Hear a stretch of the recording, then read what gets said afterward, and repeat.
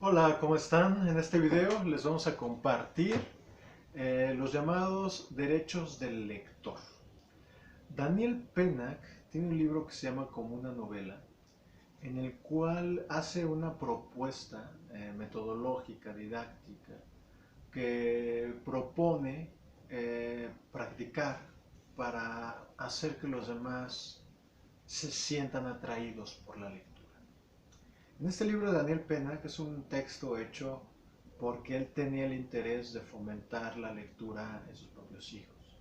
Entonces, él hace esta propuesta que a mí en lo particular, como promotor de lectura, me ha ayudado mucho en estos años y que solemos mencionar de manera recurrente en las capacitaciones porque es algo que hay que tomar en cuenta, porque elimina muchos paradigmas y elimina muchos dogmas y muchas prácticas ortodoxas de una lectura obligatoria y que hace que en vez de que tú sientas esa atracción a leer, generes el sentido contrario. Y les voy a compartir en este video cuáles son los 10 derechos del lector. El primer derecho que nos expone Pennack como una novela es el derecho a no leer. Sí, ese es el primer derecho, puede parecer contradictorio, pero el primer derecho que tiene una persona es a no leer, porque la lectura no tiene que entrar por obligación, la lectura es más un acto de amor que un acto obligatorio. ¿No? Es por eso que cuando a nosotros se nos obliga a amar, por ejemplo, pues nos resulta en nunca va a resultar por más que quieras fingirte o fingir. La lectura tiene que ver más con un acto de voluntad individual que con una cuestión meramente intelectual que te tienen que difundir y que te tienen que obligar. Entonces, el primer derecho que tiene una persona es el derecho a no leer. Y en las actividades de promoción de la lectura, mucho de lo que hacemos es no obligar a las personas a hacer una actividad, a hacer un ejercicio, a escuchar una lectura o a tomar un libro, sino lo que hacemos es invitarlas. Lo que hacemos es intentar seducirlas en un sentido artístico y en un sentido constructivo para que ellas se acerquen a las lecturas que ellos quieren. Porque muchas veces nosotros creemos saber cuáles son las lecturas que ellos necesitan o cuáles son las lecturas que ellos se sentirían identificados, pero no es así.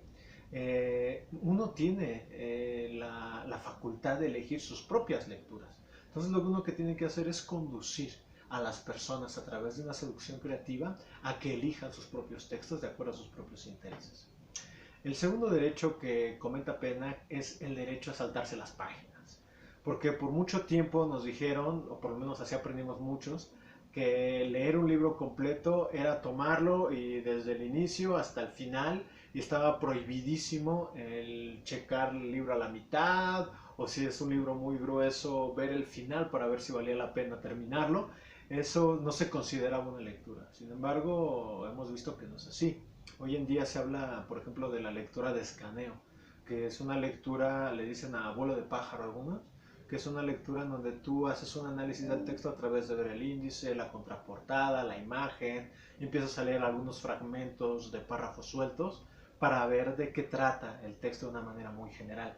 Hay muchas formas de leer, muchísimas maneras de leer, y el saltarse las páginas en una lectura por placer es completamente válido. El tercer derecho es el derecho a no terminar un libro, ¿no? También muchas veces se nos ha dicho que se considera un libro completamente leído hasta que lees la primera letra, hasta que lees la última. Sin embargo, no es así. Nosotros tenemos el derecho de, si un libro no nos llama la atención, cerrarlo e ir con otro.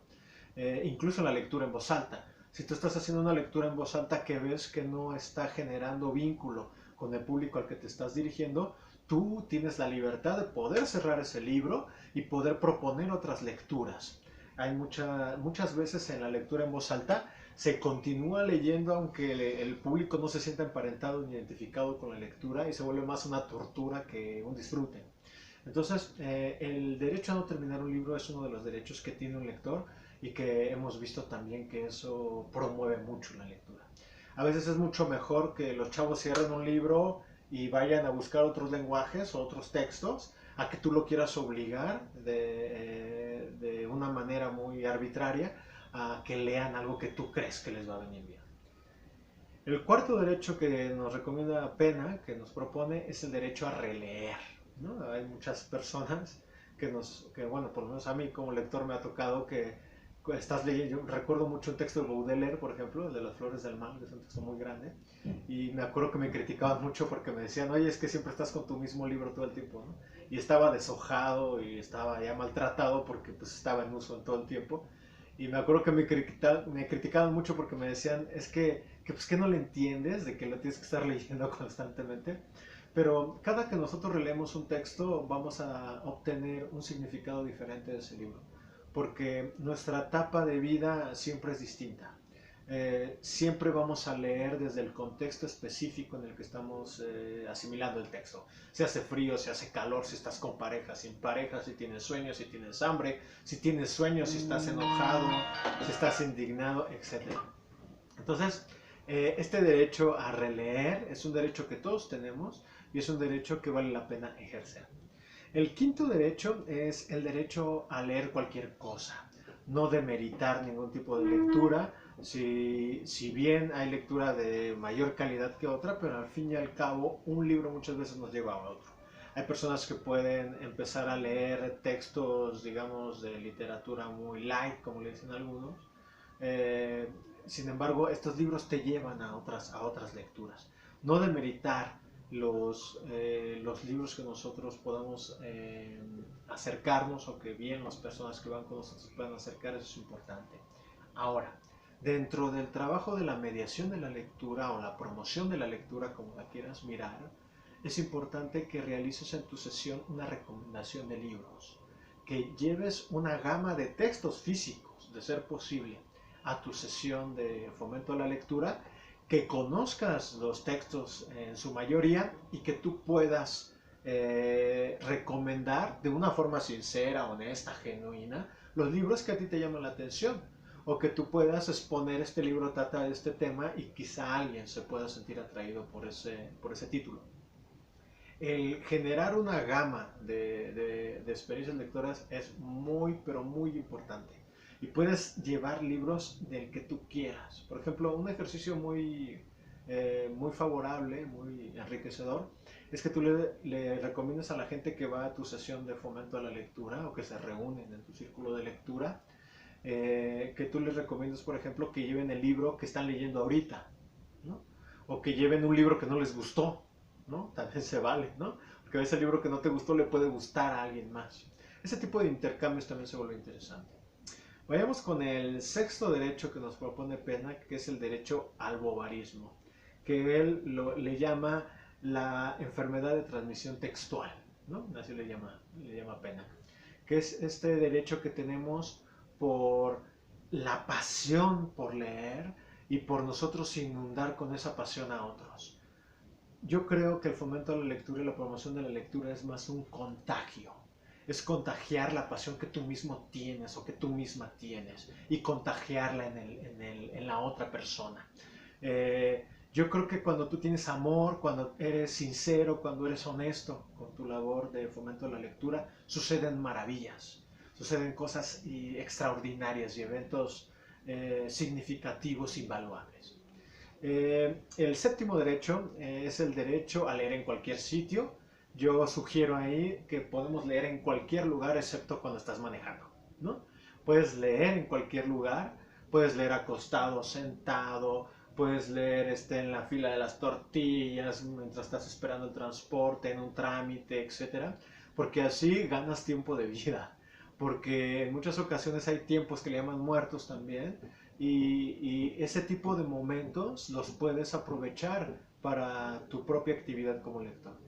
El octavo es el derecho a ojear, que está muy emparetado con el derecho a saltarse las páginas. Tú puedes ojear el libro donde tú quieras, tú puedes empezar la lectura donde tú quieras como un ejercicio de lectura por placer, desde luego.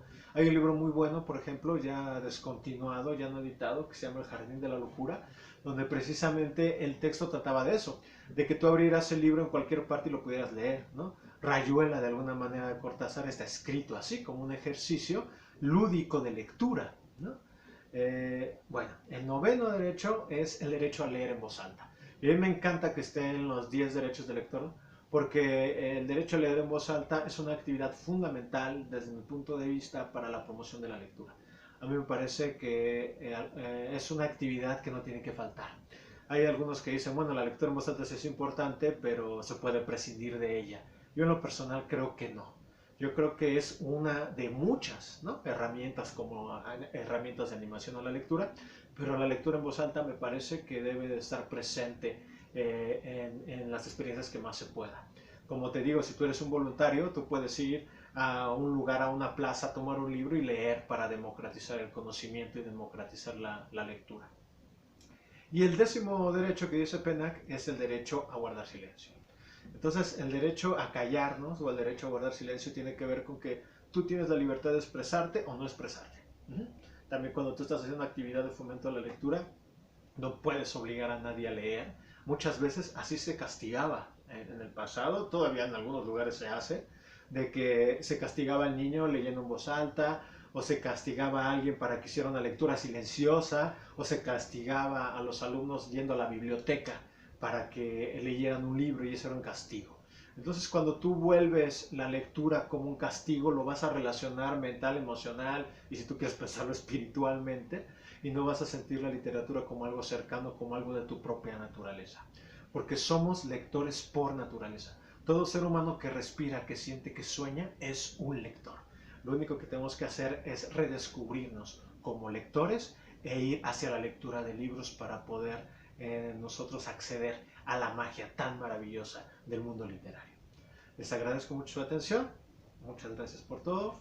Cuídense mucho. Gracias.